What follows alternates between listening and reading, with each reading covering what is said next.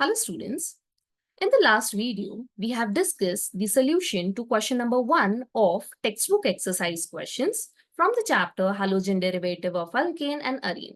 In today's session, we will be discussing the next question, that is question number 2 from the same chapter. So let's start. But before that, do not forget to subscribe my YouTube channel and Instagram page for more interesting videos. So let's get started. Kindly take out your notebooks and you can note down the answers and solve the answers along with me. The first one is, write the structure and IUPAC name of major product in each of the following reaction. Now the first reaction you can see that there is presence of NaI. तो जहां पे भी NaI आपको नजर आए तो समझ जाओ कि the reaction is Finkelstein reaction. अगर आपको पता नहीं है Finkelstein reaction होता क्या है, तो मैंने मेरे YouTube चैनल पे ऑलरेडी प्लेलिस्ट में आपको Finkelstein reaction नजर आएगा. So you can just go through my YouTube channel जहां पे ऑलरेडी नेम रिएक्शंस मैंने अपलोड किए हैं. तो यहाँ पे है फिंकलस्टन रिएक्शन. अभी एग्जैक्टली फिंकलस्टन होता क्या है वो मैं शॉर्ट में एक्सप्लेन करूंगी आपको. तो NaI, तो जहां पे भी NaI समझ जाओ कि this is halogen exchange reaction. Halogen exchange का मतलब क्या होता है कि आपका halogen it is going to get replaced और it is going to replace the other halogen. So यहाँ पे हालोजन है I, so I will be replacing Cl group. Okay, तो जहां पे भी Cl है या Br है तो उसे आपका I यहाँ पे सब्स्टिट्यूट करना है.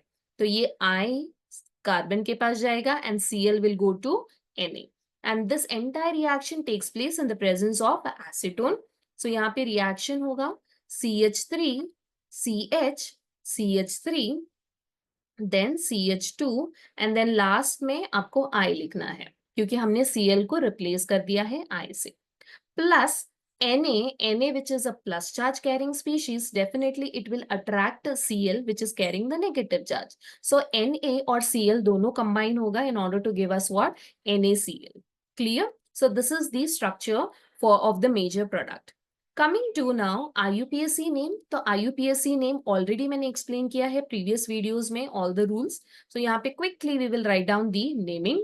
Now functional group यहाँ पे I है तो definitely प्रायोरिटी हमें I को देना है, that is iodo group. Priority मतलब you are going to give the lowest numbering. तो डेफिनेटली हम लोग यहां से स्टार्ट करेंगे. This will be 1 2 and 3. Clear? Now coming to the naming.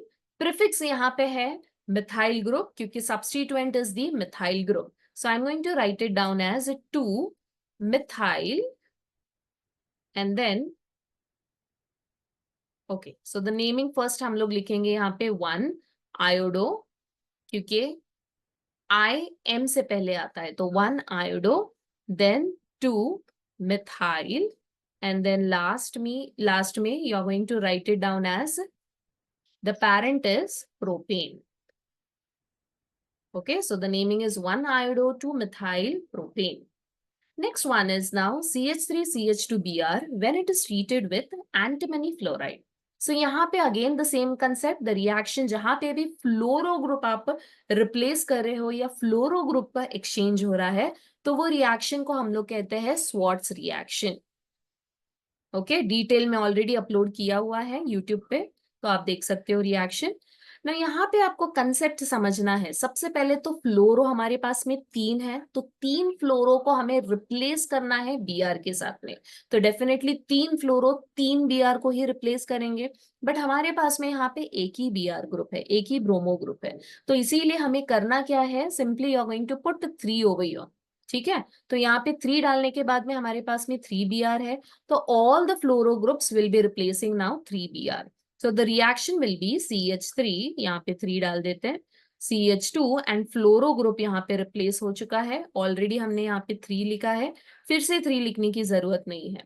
Plus SB and यहाँ से Br निकल जाएगा. बट कितने Br है?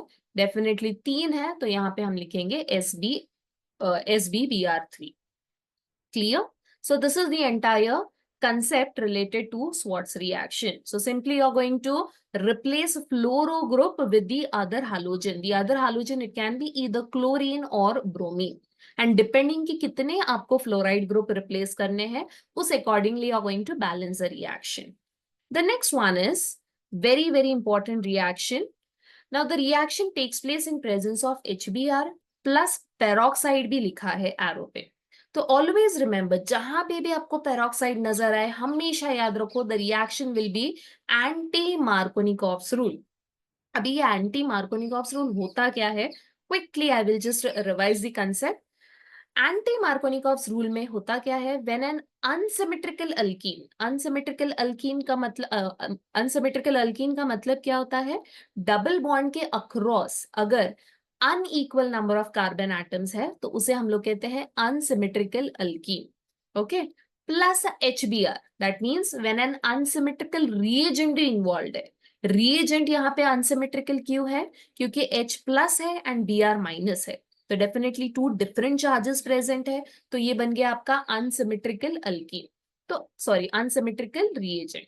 सो ऐसे केस में आपको हमेशा याद रखना है कि एंटी मार्कोनिकॉफ्स रूल के accordingly positive charge and negative charge कौन से कार्बन के पास में जाने वाला है. तो positive part will go to that carbon atom which contains less number of hydrogen, and negative कहां पे जाएगा, जिसके पास में, जो कार्बन के पास में मोर नंबर ऑफ हाइड्रोजन. याद कैसे रखना है द ट्रिक, एंटी है, एंटी का मतलब ऑपोजिट, तो प्लस किसके पास जाएगा, जिसके पास कम है, प्लस मतलब ज्यादा ना, बट वो किसके पास जाएगा, जिसके पास कम है. नेगेटिव किसके पास जाएगा, जिसके पास ज्यादा है. तो ऐसे आपको ऑपोजिट हाइड्रोजन को ऐड करना है, तो ये ट्रिक आप यूज कर सकते हो. Now let us have a look. Remember now, यहाँ पे एडिशन ओनली 2 कार्बन्स के बीच में होगा जहां पे डबल बॉन्ड प्रेजेंट है, rest all will remain as it is. Clear. So यहाँ पे H प्लस है, तो ये प्लस कहां पे जाएगा, carbon atom which is containing less number of hydrogen. कौन से 2 carbon we are interested in, we are interested only in these 2 carbon, क्योंकि डबल बॉन्ड यहाँ पे प्रेजेंट है. तो H जो प्लस चार्ज है वो ये कार्बन के पास जाएगा, Br will go to this carbon and the structure will be, I will write it down here, CH3 CH, then CH3 CH2, क्योंकि ये हाइड्रोजन ऐड हो चुका है, and then CH2Br. Now just think ये double bond का क्या होने वाला है, definitely this double bond will break because addition takes place. So यहाँ पे double bond will get converted to single bond. So this is the major product which we have formed through anti-Markovnikov's rule. Okay, remember only and only HBr he anti-Markovnikov's rule follow करेंगे. Rest all HCl, HI, they do not follow anti-Markovnikov's rule. वो सिर्फ and सिर्फ Markovnikov's rule apply हो करेंगे whether it is in presence of peroxide or in the absence of peroxide. Clear? Now quickly we will name the structure. The naming is, now the longest chain is this chain. Okay, so I'm going to start numbering 1, 2, 3 and 4. So 1, 2, 3, 4 हमने यहाँ पे already number डाल दिया है. Now the position of this group is what? The position of this group is first. The position of this group is third. But bromo and methyl में सबसे पहले हम लिखेंगे bromo. The position of bromo is 1. Okay, so 1 bromo, then it would be 3 methyl, and last में parent कौन है, 1, 2, 3 and 4. So the naming is butane, क्योंकि single bond है. Okay, the naming is 1 bromo, 3 methyl butane. Clear? Now quickly we will proceed. I hope you all have written the answers. Now quickly we will proceed towards the next one. Now here I can see that the reaction is in presence of SOCl2. SOCl2 is nothing but thionyl chloride. So जहां पे भी आपको thionyl chloride के साथ में reaction नजर आए, समझ जाओ कि Cl group it is going to replace the OH group or any other substituent present. Okay, now OH क्या है, OH is negative, that is a nucleophile. So negative को कौन replace करेगा, definitely negative group ही replace करेगा. Okay, so Cl यहाँ से SOCl2 से it will go and attack on OH and it will form Cl group. Okay, so OH के जगह पे आपको simply Cl, जहां पे भी OH है वहां पे आपको Cl substitute करना है. Plus, now just to pay attention the byproduct. यहाँ पे SOCl2 के पास में 2 Cl थे, एक तो Cl यहाँ पे चला गया. ओके, एक Cl पेंडिंग है, यहाँ पे एक हाइड्रोजन है, तो H and Cl, it will combine to form HCl. Next one is oxygen and SO, it will combine to form SO2. Okay, and then both of these are formed in the form of gas. That means they will get escaped from the reaction. अगर reaction के बाहर निकल के जा रहे हैं या escape हो रहे हैं, डेफिनेटली जो मेजर प्रोडक्ट है that will be formed in a pure form. Okay, so this is one of the best method or most preferred method to prepare chloroalkane. Clear? The next one is now benzene पे आपको यहाँ पे नजर आ रहा है CH3 group. सो जहां पे भी बेंजीन पे CH3 है तो उसका नेमिंग होता है टॉलीन. ओके, इसका नेमिंग है टॉलीन. इसका नेमिंग भी हमारा रह गया. We'll quickly write down. The naming is chlorocyclohexane. Okay, the naming of this structure is chlorocyclohexane. Coming to now toluene. Now when toluene is treated with chlorine, so यहाँ पे होने क्या वाला है, या name of the reaction is what? The name of the reaction is chlorination. Okay, in short I can say it as a halogenation, क्योंकि कोई भी halogen हो सकता है. ठीक है, सो हालोजिनेशन में हमेशा याद रखो it is a substitution reaction. So definitely Cl will go and attack on the benzene ring. Okay, but before that हमें ये सोचना है कि जो आपका मेन रिएक्टेंट है वो कौन सा डायरेक्टिव है. ओके, उसका डायरेक्टिव इन्फ्लुएंस क्या है. So that we are going to first understand. Now CH3 which is present on the benzene, CH3 is nothing but an alkyl group. So सारे के सारे alkyl group are what? They are ortho and para directing. I repeat, all the alkyl groups, whether you take methyl, ethyl, propyl, all are ortho and para directive. Okay, ना इसका मतलब होता है जो भी इनकमिंग या जो भी अटैकिंग ग्रुप है वो कहाँ पे जाके सब्स्टिट्यूट करेगा. It will substitute on ortho and para position. Very simple, just note it down somewhere.